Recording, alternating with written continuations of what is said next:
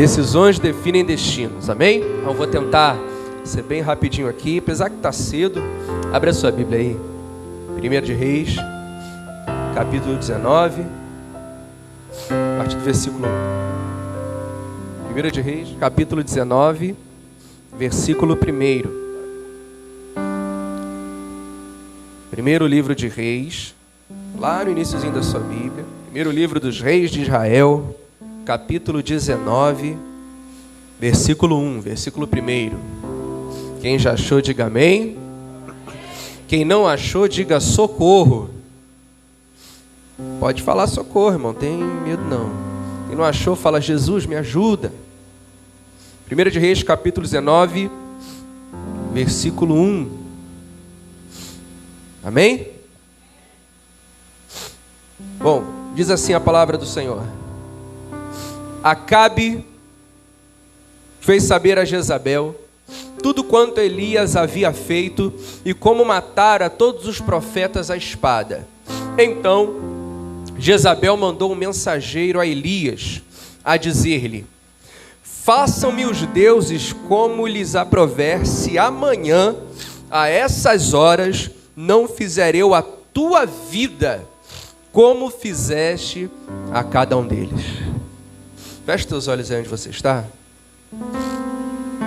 Aleluia. Pai querido, nessa noite, ó Deus, vem falar aos corações. Espírito Santo de Deus, nós invocamos a tua presença nesse lugar.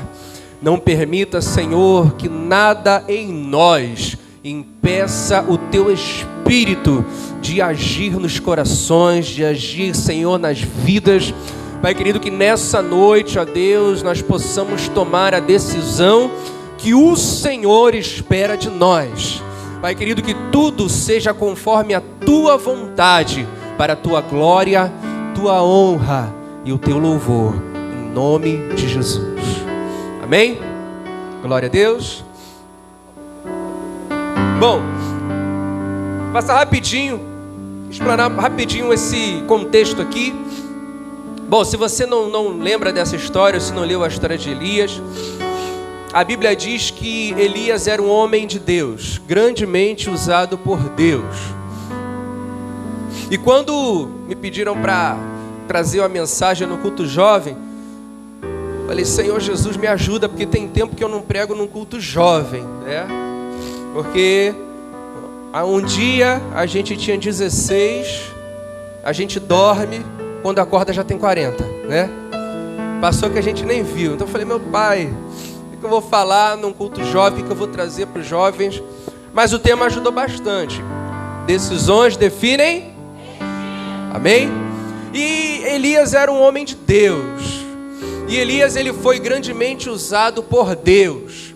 Se você ler nos versículos dos capítulos anteriores, o livro de Reis é um ótimo livro para você ler. Elias, ele foi usado por Deus para acabar com a idolatria no meio do povo de Israel. O povo de Israel tinha abandonado a adoração ao verdadeiro Deus, estava adorando outros deuses. Por quê? Porque o rei Acabe, o rei de Israel, se casou com uma mulher que adorava outros deuses. Ela trazia ao povo a adoração dos seus deuses, os deuses do seu povo. E Israel estava se prostituindo com outros deuses, deixando a adorar o Deus verdadeiro.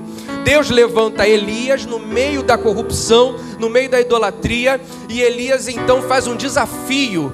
Ele desafia os sacerdotes, os profetas de Baal, no Monte Carmelo. E naquele desafio, todos os profetas de Baal são exterminados. Foi muito bom, foi muito bonito, o povo disse: só o Senhor é Deus. Mas o resultado da história, para Elias, não foi muito bom. O resultado da história foi que Jezabel, a esposa de Acabe, que era quem levava o povo a adorar esses deuses falsos, ficou irritada, ela ficou irada. E ela manda uma carta bem desaforada para Elias. Ela manda uma carta ameaçando Elias. Que ameaça foi essa? Que a gente leu aqui no versículo 1. Acabe fez saber a Jezabel tudo o que Elias havia feito e como matara todos os profetas à espada. Então Jezabel mandou uma mensagem a Elias a dizer-lhe: façam-me os deuses como lhes aprouver, se amanhã a estas horas não fizer a tua vida como fizeste a cada um deles. Então, aí uma ameaça. Jezabel, ela faz uma ameaça a Elias. Elias, ele agora está em perigo. Elias agora está correndo o risco de morte.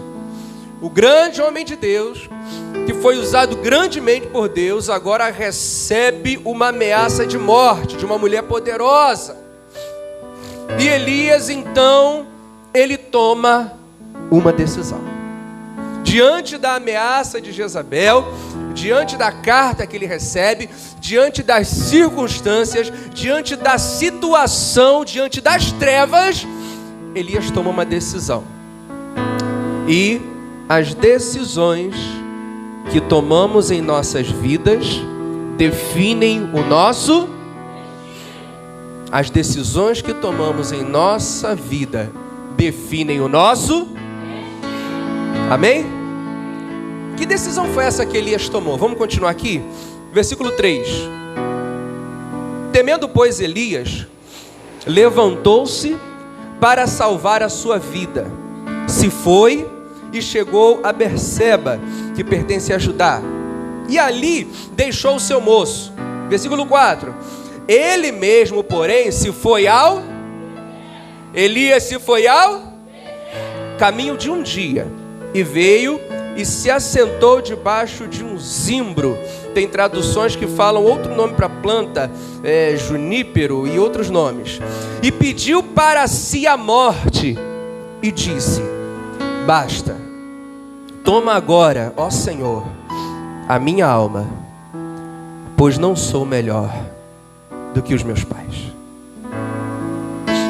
Diante de uma situação adversa, diante de uma situação difícil, diante de uma situação de morte, diante de uma situação impossível, Elias toma uma decisão.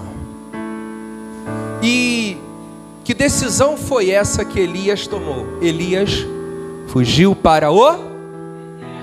Glória a Deus, está todo mundo ligado. Elias fugiu para o deserto. E no deserto, Elias pediu a morte. Aí você pergunta assim: puxa vida, mas Elias não foi o grande homem de Deus? Que através dele, o Senhor derramou fogo do céu? Elias não foi o grande homem de Deus que venceu os profetas de Baal?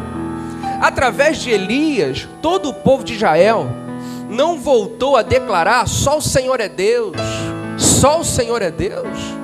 Por que diante, Alex, por que diante de uma carta, por que diante da ameaça de uma mulher, os machões de plantão estão dizendo: poxa, a mulher, Elias correu de uma mulher? Irmão, tem mulher que é pior do que homem, né? Tem mulher que é o catiço. Né? Você tá fazendo isso com a cabeça por quê, Rodrigão? Por que Elias fugiu diante daquela ameaça de morte de Jezabel? Por que ele tomou essa decisão de ir para o deserto? Não só ir para o deserto, mas Elias, ele demonstra que não estava bem, porque a Bíblia diz que ele se senta debaixo de um zimbro, uma planta que cresce no deserto. Ele senta e ele pede a morte. Ele fala: Senhor, basta, eu não aguento mais, para mim não dá mais. Essa frase de Elias, ela tem uma profundidade e ao mesmo tempo uma familiaridade. Algum momento da sua vida você já usou dessa frase? Basta, chega, para mim não dá mais, não dá mais, não aguento mais, acabou. Você alguma vez já tomou uma decisão parecida com a de Elias? Quero que você feche seus olhos onde você está. Vamos deixar o Espírito Santo fluir. Vamos deixar o Espírito Santo falar aos corações. Vamos deixar o Espírito Santo começar a tratar contigo. O Espírito Santo de Deus vai quebrando, Senhor, o coração de pedra. Vai tirando, Senhor, todo empecilho. Arranca, Senhor, as escamas dos olhos. Tira, Pai querido, os tampões espirituais dos ouvidos. Vai tratando, Senhor. Fala conosco. Somos teu povo. Somos teu povo, ó Deus. Aleluia. Aleluia.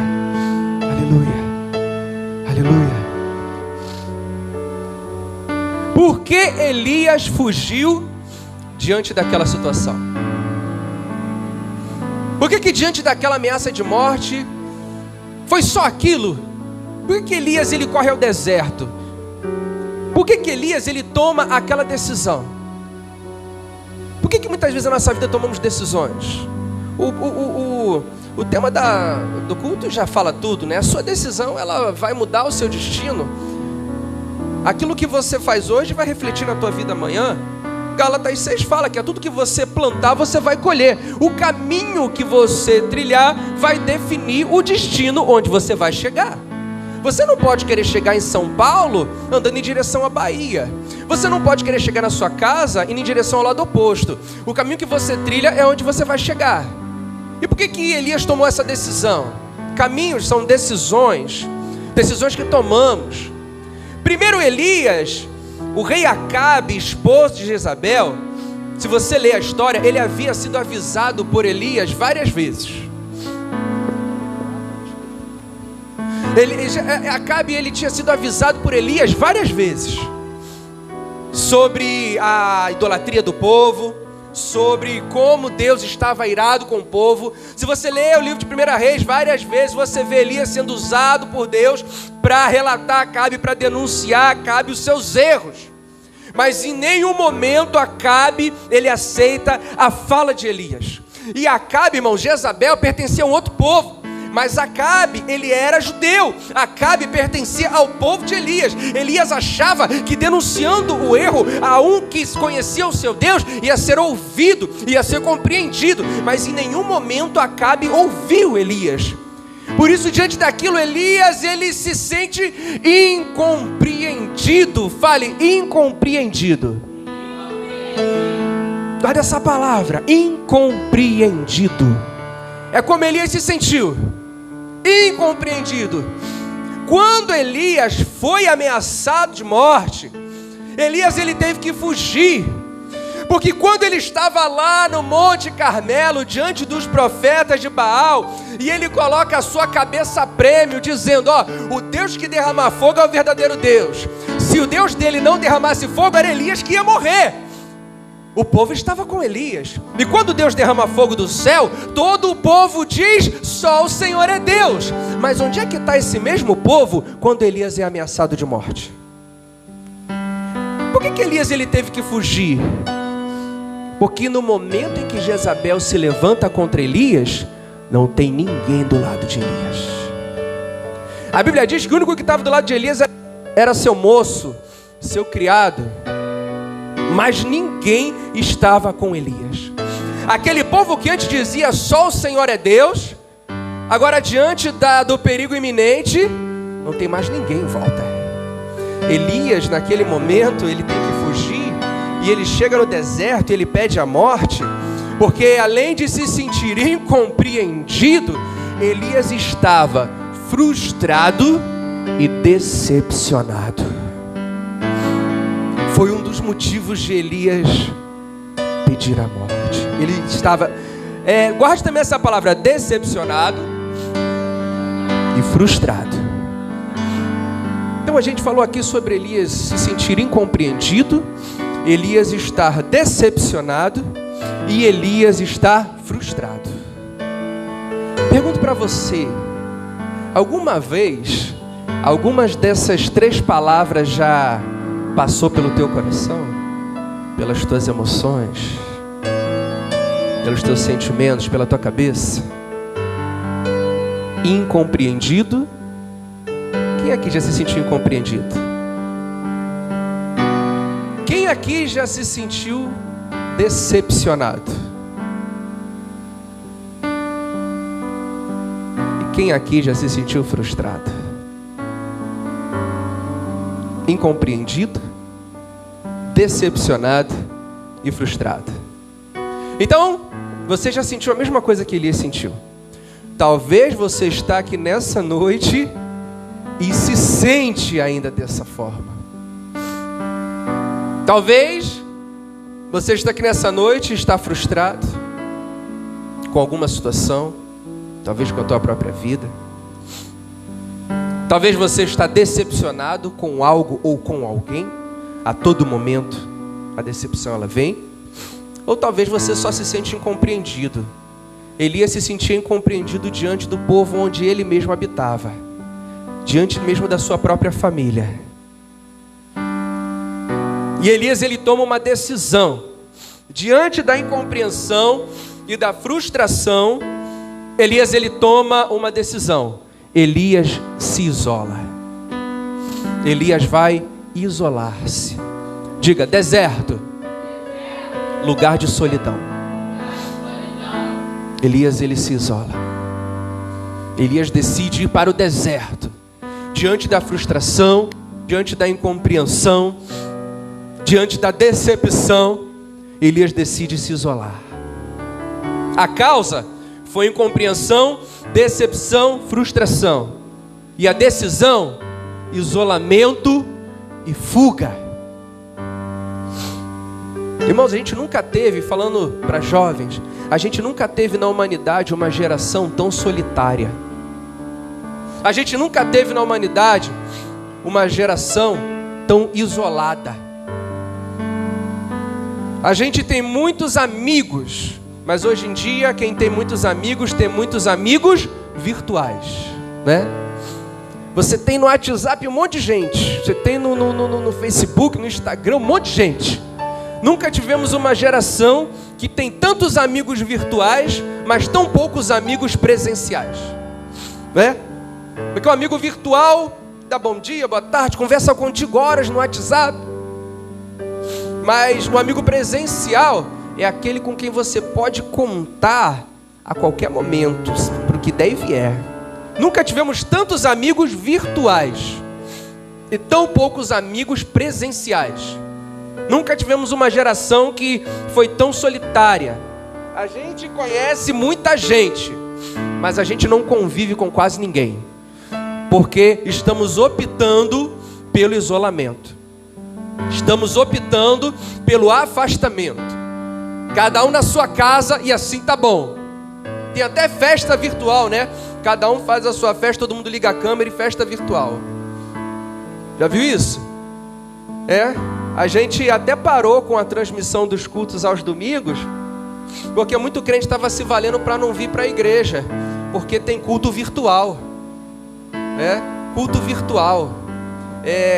Tem uma igreja que criou o culto no metaverso, né? Igreja no metaverso. Nada contra a tecnologia, mas, irmão, nada substitui essa presença aqui.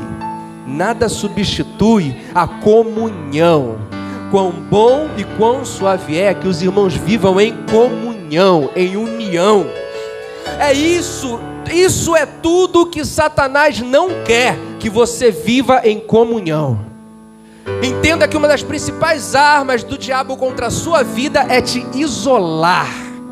Uma das principais armas do diabo contra a tua vida é te afastar, não de qualquer um, daqueles que andam com o Senhor. A principal arma de Satanás é te isolar, te afastar daqueles que andam com Deus, para que você seja uma presa fácil e para que você seja alcançado. Porque muitas vezes, diante de frustrações, de decepções, de incompreensões, a gente faz igualzinho a Elias. A gente se isola. A gente prefere o caminho mais fácil. A gente nunca teve um tempo onde a gente procura tanto fugir da realidade. Nunca houve um tempo em que as pessoas procuram tanto fugir da realidade. Vivemos um tempo estranho, um tempo esquisito. Quer ver? As pessoas, você acha que a gente, antigamente você queria desestressar, você queria se distrair, você queria esfriar a cabeça, sei lá, você ia conversar com alguém, você ia fazer alguma coisa que você gosta. Hoje em dia, você está em casa, aí teve aquele tempinho, seja sincero, tá? Seja sincero. Você está em casa, aí teve aquele tempinho entre os afazeres, ou então você está no trabalho, teve aquele tempinho de folga. Qual é a primeira coisa que você faz? O espelho preto, né? Black Mirror, espelho preto. A primeira coisa, não é? meio estressado, vamos desestressar. Vou olhar o Instagram, né? Vou olhar videozinho de gatinho, de bobeirinha, né? Vou esfriar a cabeça, vou olhar o Facebook. Dizem que Facebook tá virando rede de velho, né? Eu vou olhar o Instagram, né? Nunca houve um tempo em que a gente quer fugir tanto da realidade. Tem se tornado o nosso deserto, o nosso lugar de isolamento. Nunca houve um tempo, ou você acha, irmão, que quando você pega aquele joguinho online e fica horas naquilo ali, você acha que você está fazendo aquilo para quê? Na real, no fundo, você quer fugir de uma realidade que você não suporta. Você quer fugir de uma realidade onde você está frustrado, decepcionado, angustiado, se sente incompreendido. Então você vai para a rede social, então você vai para o jogo online. E tem muita gente que dá muito mais importância àquilo do que à própria família. Tem muita gente que dá mais importância àquilo do que ao próprio ministério. Fuga da realidade. Nunca tivemos um tempo em que queremos tanto fugir da realidade. A gente passa horas diante de uma TV, ou diante de um celular, ou diante de um tablet, ou de um computador, maratonando uma série, às vezes o dia todo, a noite toda. E quanto tempo a gente gasta lendo uma Bíblia? Quanto tempo a gente gasta em oração? Eu te faço um desafio hoje. O mesmo tempo que você gasta jogando online, eu te desafio a gastar esse mesmo tempo lendo Bíblia e orando. Se você o fizer, aí o teu jogo não tem problema. Mas eu vou além. O mesmo tempo que você gasta na rede social, no jogo online, assistindo a série, é o mesmo tempo que você tem que gastar em oração, é o mesmo tempo que você tem que gastar em Bíblia. E esse mesmo tempo gastando em oração e em Bíblia, você tem que gastar também com a sua família. Vou além. Quero ver se vai sobrar na tua vida tempo para jogo online ou para qualquer outra coisa. O mesmo tempo que você gasta no jogo online, você gasta orando, lendo Bíblia. Depois você gasta o mesmo tempo com a tua família. Depois você gasta o mesmo tempo se dedicando ao chamado que Deus te deu. Será que vai sobrar tempo? Lugar de isolamento, a gente vai. Elias, diante da frustração, diante da incompreensão. Elias, diante da decepção, ele corre para o deserto. Ele decide correr para o deserto. Isolar-se é uma decisão. Pergunta para o teu irmão que está do teu lado: qual é a tua decisão?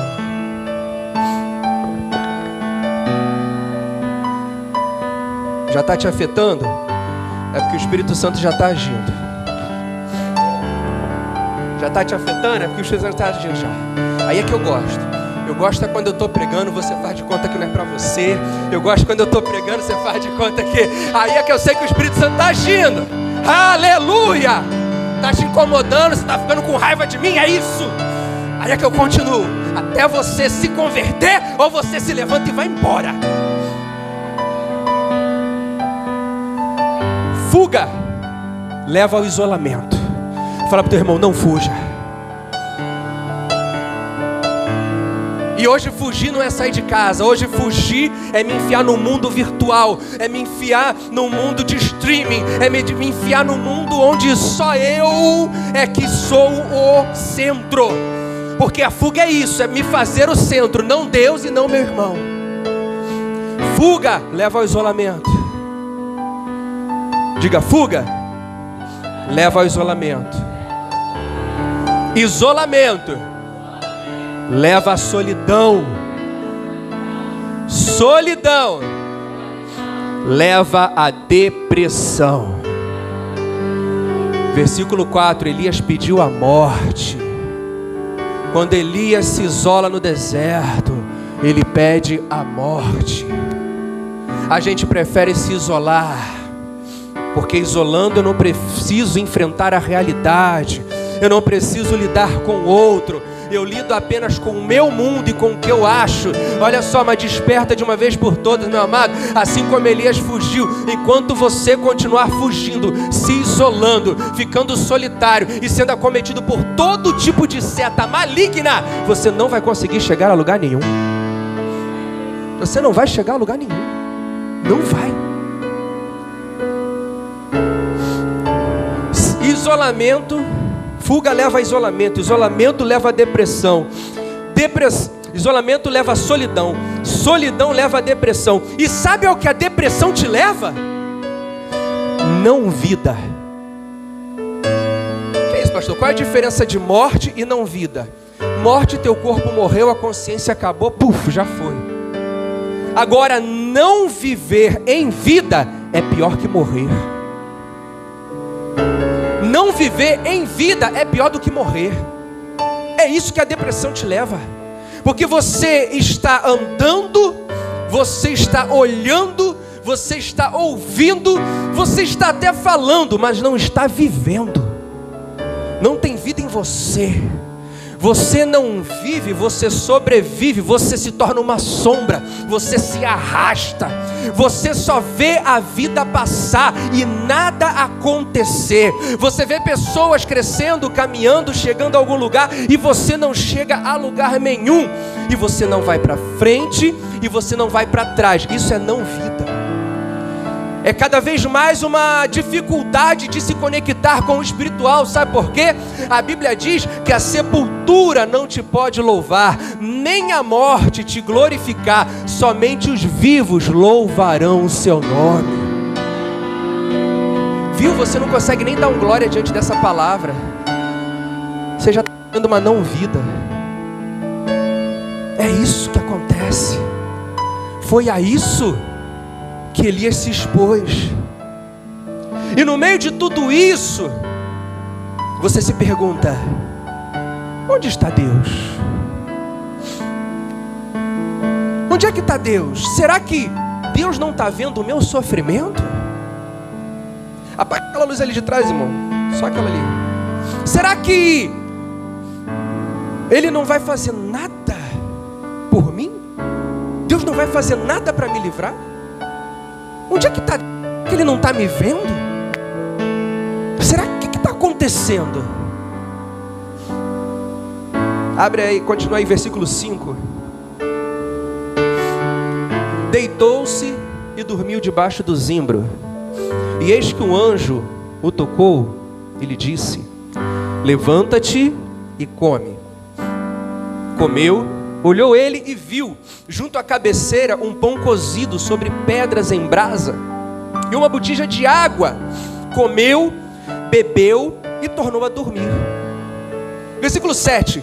Voltou segunda vez o anjo do Senhor, tocou-lhe e disse: levanta-te e come, porque o caminho te será sobre modo longo. Levantou-se, pois, comeu e bebeu, e com a força daquela comida, caminhou 40 dias e 40 noites até o Horebe, monte de Deus.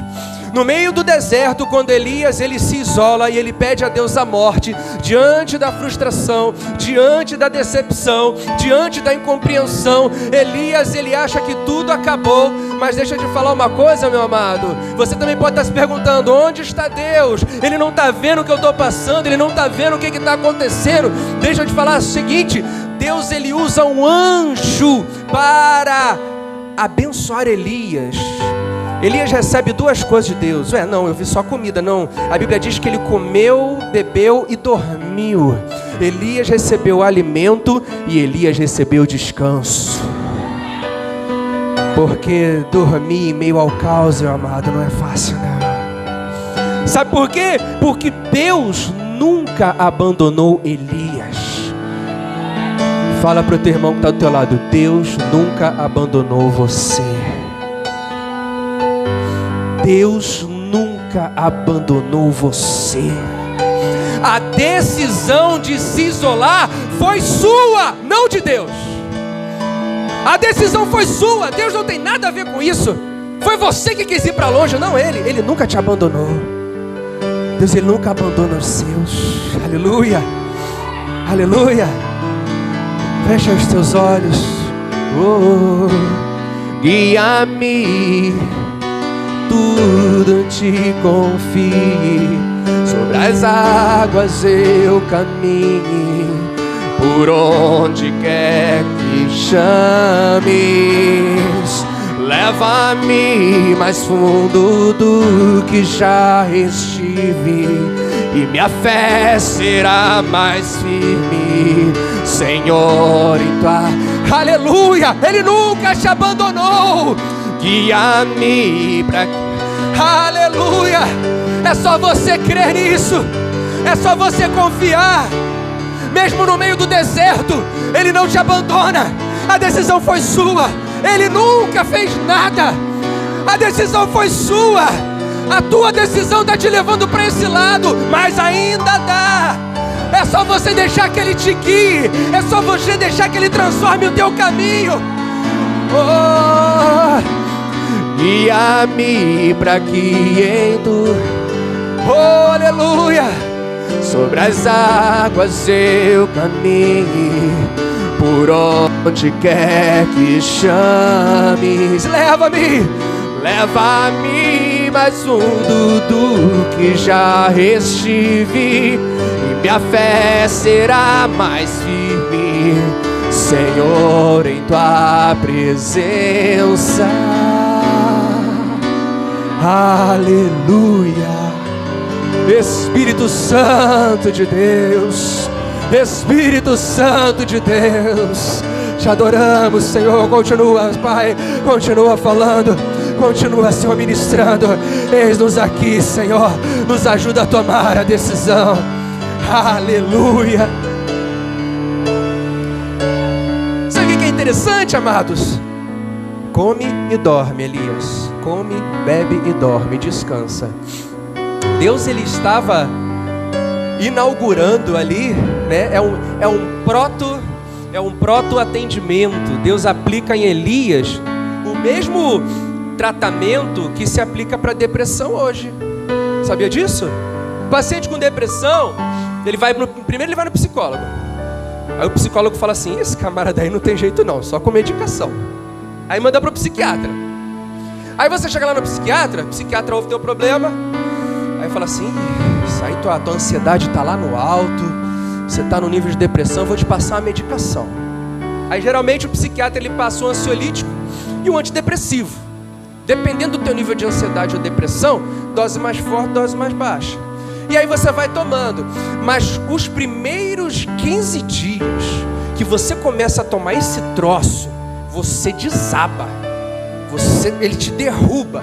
A medicação, ela te derruba. Você só tem vontade de dormir, você fica prostrado, e você fala: o que é isso? Nossa, era um remédio para me levantar, eu tô caindo. Mas a explicação é essa: naqueles dias que o remédio está te derrubando, é porque ele está equilibrando a tua cabeça, ele está equilibrando tuas ondas mentais, está equilibrando a substância que você precisa. Depois dos 15 dias, irmão, você começa a levantar. Depois dos 15 dias você começa a ficar legal, né? Mas até aqueles que aí ele vai, ele regula teu sono, ele regula teu apetite. Exatamente o que aconteceu com Elias. Melhor psiquiatra do mundo, Jeová. Elias, come, bebe e dorme. Foi isso que foi.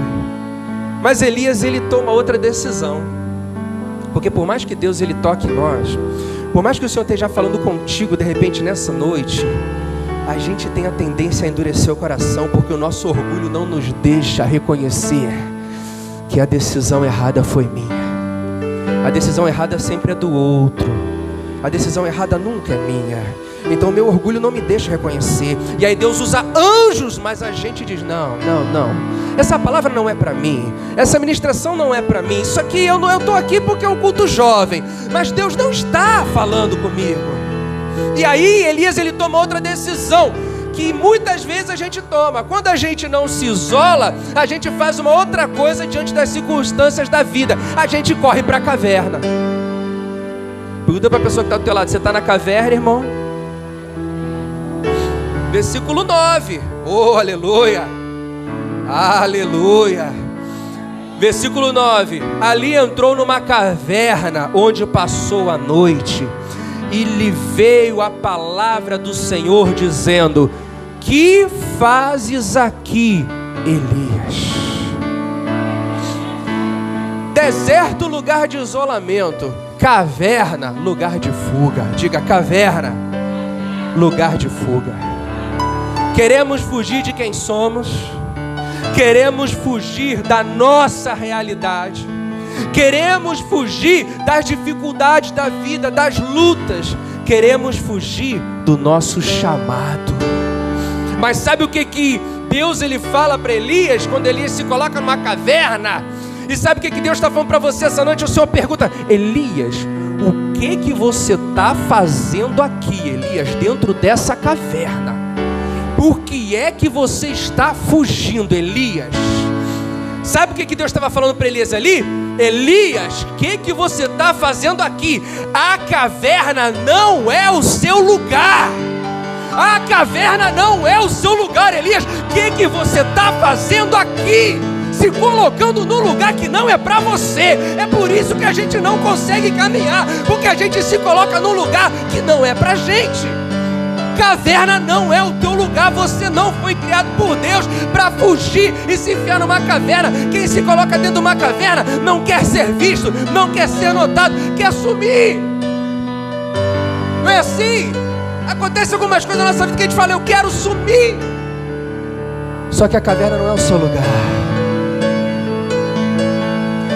Eu tô passando um problema muito grande, eu vou sair do radar, eu vou desaparecer, eu vou embora, eu vou fazer o que tiver que fazer.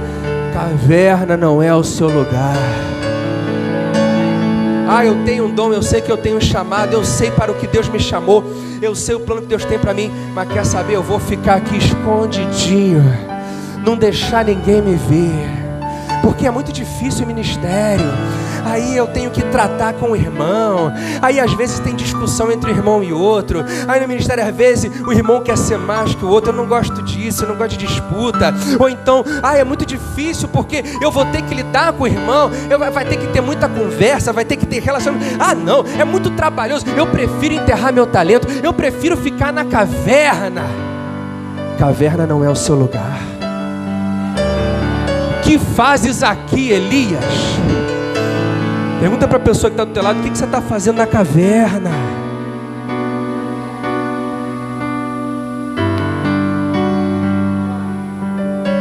Caverna é lugar de urso. Tem leão que faz suas casas, suas tocas na caverna. Não é lugar de gente. Você está se colocando num lugar que um animal dorme. Você está se colocando num lugar que Deus não quer que você esteja. Eu sempre falo o seguinte, irmãos: eu não tenho medo de nada nessa vida. Eu não tenho medo de homem nenhum. Eu aprendi que todo mundo é de carne e osso igual a mim. Pode partir para dentro. Se eu não tiver força, eu pego uma pedra. Mentira, tô brincando. Não mata uma mosca. Mas é uma coisa que eu tenho medo nesse mundo, sabe o que é? É de não estar no centro da vontade de Deus. Isso eu morro de medo, irmãos. Morro de medo. Eu tremo só de pensar. Todos os dias eu digo: Senhor, o que tu queres? Porque eu sei que fora da vontade de Deus eu não tenho amparo. Fora da vontade de Deus eu estou em perigo. Aleluia. Deus tem tantos planos para você. Deus, Ele quer fazer tanta coisa na sua vida. Deus, Ele tem um futuro tão maravilhoso. Mas você precisa sair de dentro da caverna. Sair de dentro da caverna é se expor. Sair de dentro da caverna é aparecer. Sair de dentro da caverna é dizer: estou aqui, vou enfrentar de peito aberto. Sair de dentro da caverna é sair à luz e mostrar quem eu sou. Porque às vezes a gente se enfia na caverna. A palavra de Deus, ela diz que os filhos das trevas não vêm para a luz, para que não seja iluminado as suas mais obras. E às vezes a gente tem medo. Não, meu amado, deixa Deus corrigir o que Ele tiver que corrigir. Deixa Ele quebrar o que Ele tiver que quebrar, para Ele poder fazer tudo novo. Mas sai da caverna. Versículo 10. E ele respondeu, Elias responde a Deus. Deus pergunta, Elias, o que você está fazendo dentro dessa caverna? Elias diz, tenho sido zeloso pelo Senhor, Deus dos exércitos, porque os filhos de Israel deixaram a tua aliança, derribaram os teus altares e mataram os profetas à espada. E eu fiquei só e procuram tirar-me a vida. Deus ele pergunta, Elias, o que você está fazendo aqui, Elias? Por que você está na caverna? Elias ele traz para Deus os seus argumentos. Elias traz para Deus os seus porquês.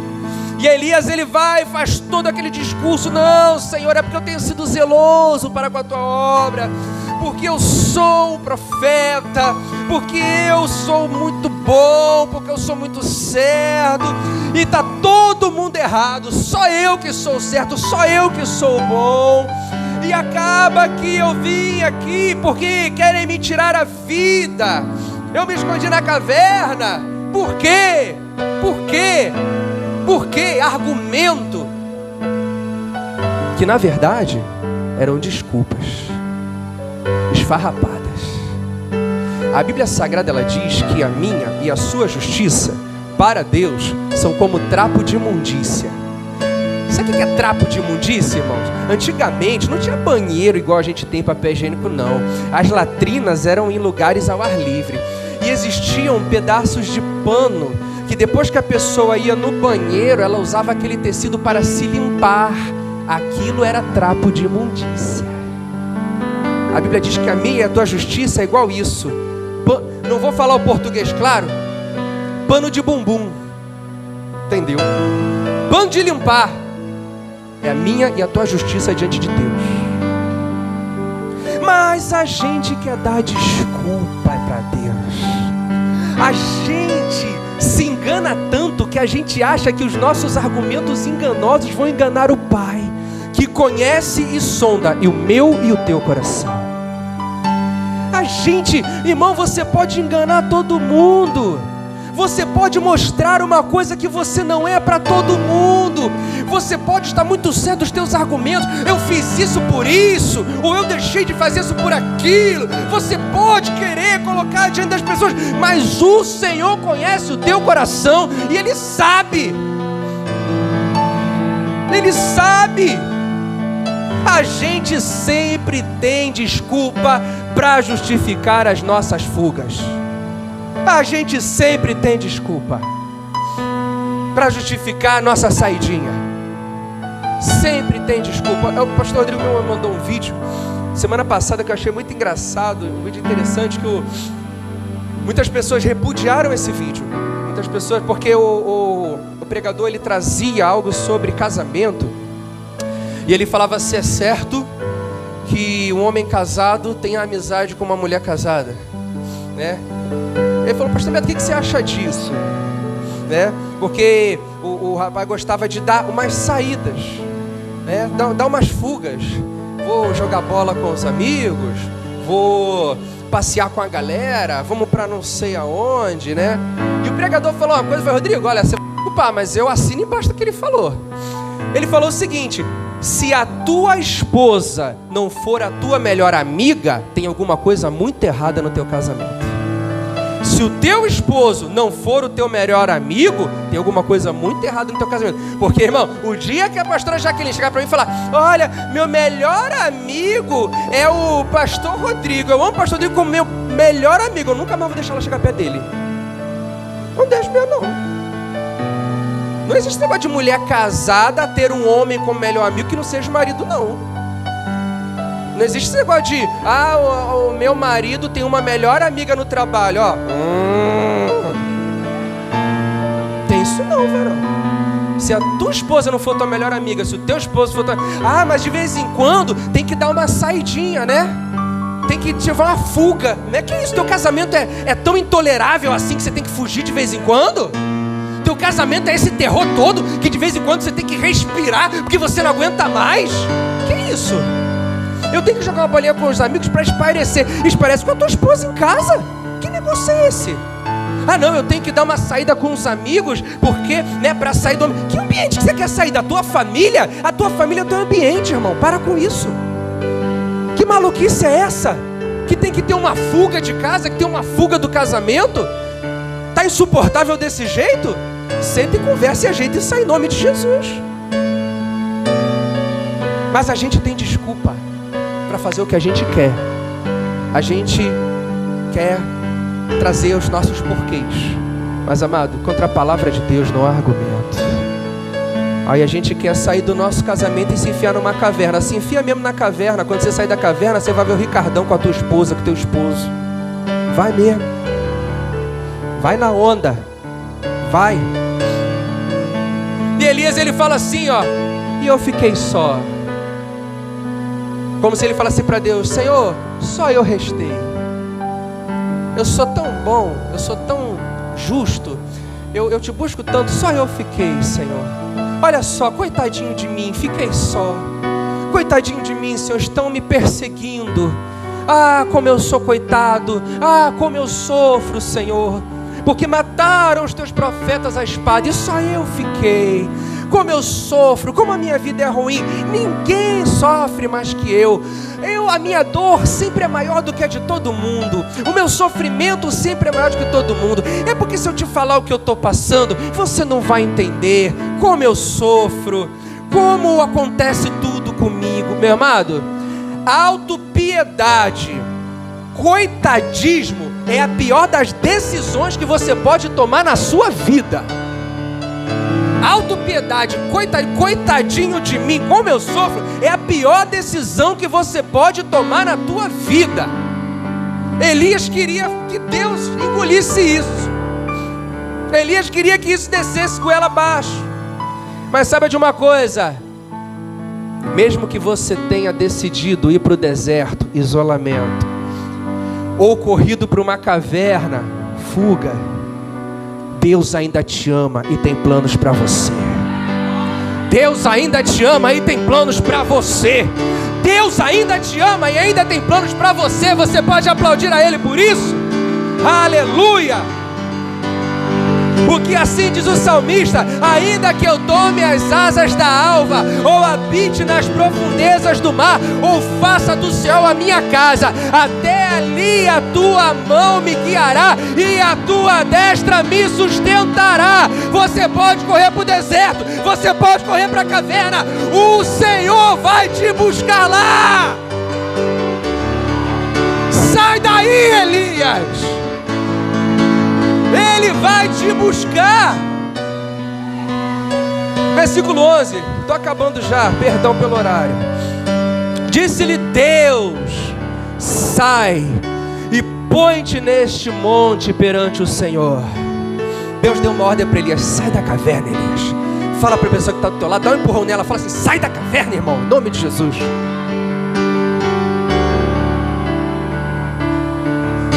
Aleluia. Sai da caverna, Elias, eu vou falar contigo. Por que Deus não fala comigo? Porque Deus não fala com ninguém dentro da caverna. A única coisa que você vai ouvir de Deus dentro da caverna é: sai da caverna. Quer ouvir a voz de Deus novamente? Quer voltar à vida que você tinha diante do Senhor? Sai de dentro dessa caverna de onde você se meteu. E Elias obedece. Aleluia. Só que Deus é tão misericordioso, irmãos. Olha o carinho de Deus com Elias. Assuma isso para você. Olha o carinho de Deus comigo e contigo. Disse-lhe Deus: sai e põe-te neste monte perante o Senhor. Eis que passou o Senhor. O Senhor passou por Elias. Mas preste atenção nisso aqui.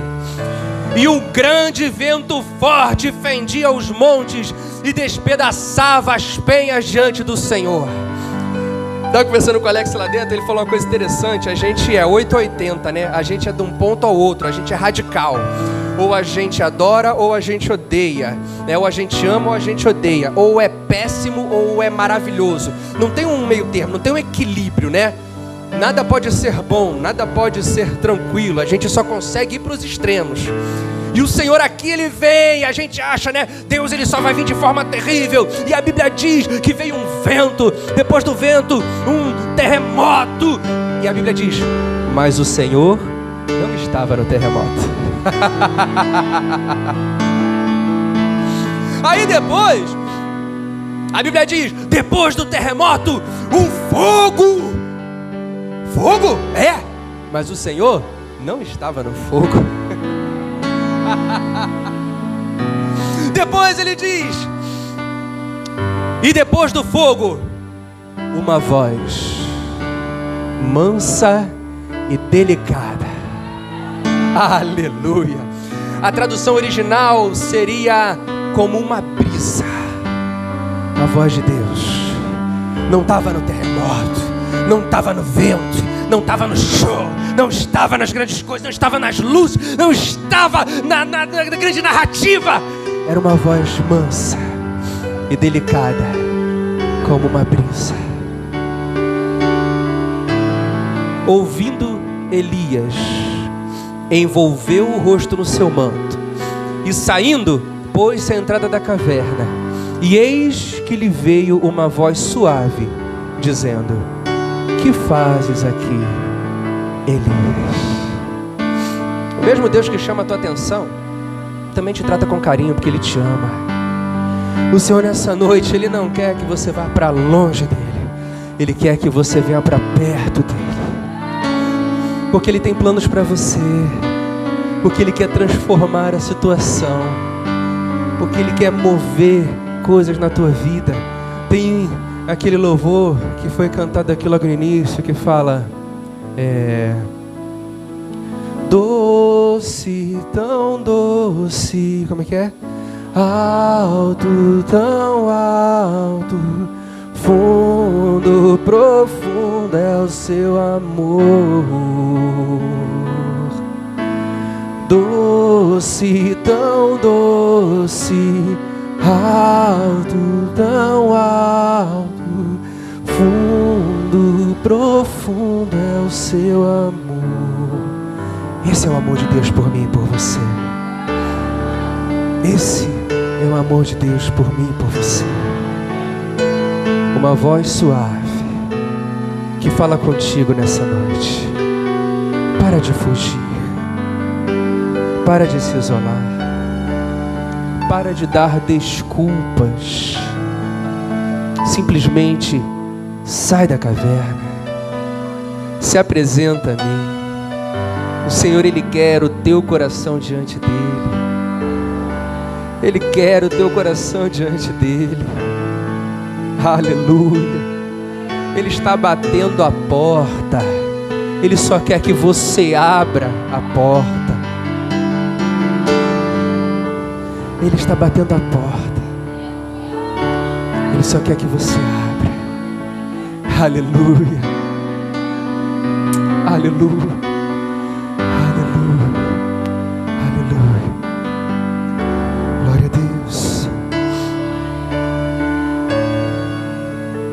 Mateus capítulo 11, versículo 28, diz assim: vinde a mim, todos os que estáis cansados e sobrecarregados, e eu vos aliviarei.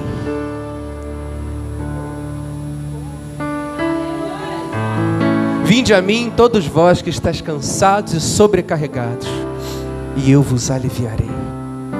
Elias estava cansado, sobrecarregado, oprimido. Como é que você está aqui nessa noite? Nesse culto de jovens? Como é que você está? Como é que está a tua vida? Qual é a decisão certa a tomar quando estamos frustrados, decepcionados ou nos sentimos incompreendidos? Qual é a decisão certa a tomar?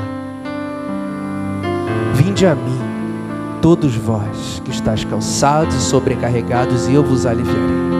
A decisão certa não é fugir para o deserto, não é se isolar, não é correr para uma caverna, não é fugir. A decisão certa é vir para Jesus. A decisão certa é se lançar aos pés dele, com totalidade, com inteireza de coração, com sinceridade, de peito aberto, dizendo: Senhor, eu estou aqui, eu estou abrindo a porta, faça o que o Senhor quiser, ó Pai. Versículo 14. E ele respondeu: tenho sido em extremo zeloso pelo Senhor, Deus dos exércitos, porque os filhos de Israel deixaram a tua aliança, derrubaram os teus altares e mataram os teus profetas à espada, e eu fiquei só e procuram tirar minha vida. Olha o que Deus disse para Elias. Disse o Senhor: vai, volta ao teu caminho para o deserto de Damasco. Primeiro Deus manda Elias sair da caverna, depois ele manda Elias sair do deserto. E chegando lá, unge a Azael, rei sobre a Síria, a Jeú, filho de Nício, ungirás sobre rei sobre Israel, e também Eliseu, filho de Safate, de Abel-Meolá, ungirás profeta no teu lugar. Quem escapar a espada de Azael, Jeú matará. Quem escapar a espada de Jeú, Eliseu matará. E aí o Senhor dá uma resposta para Elias, porque Elias fala: derribaram teus altares, mataram os teus profetas, e só eu fiquei com vida.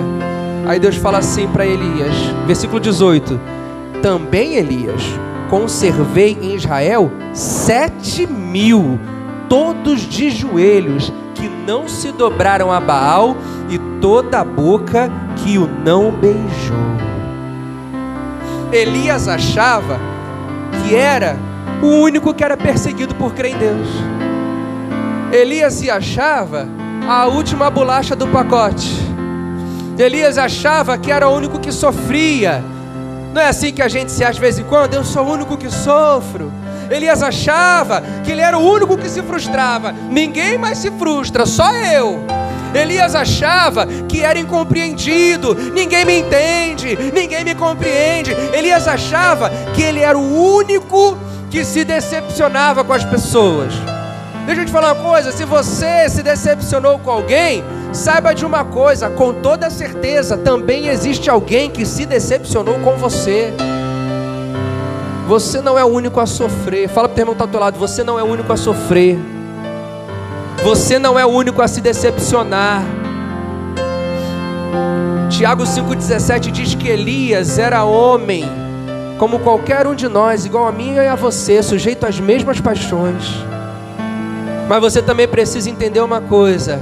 Sabe o que Deus também está falando para Elias? Elias, você não está sozinho não. Ainda tem mais 7.000 que também não se prostraram. Elias, você não está sozinho. Existem outros que passam ou já passaram pelo que você está passando e podem te ajudar.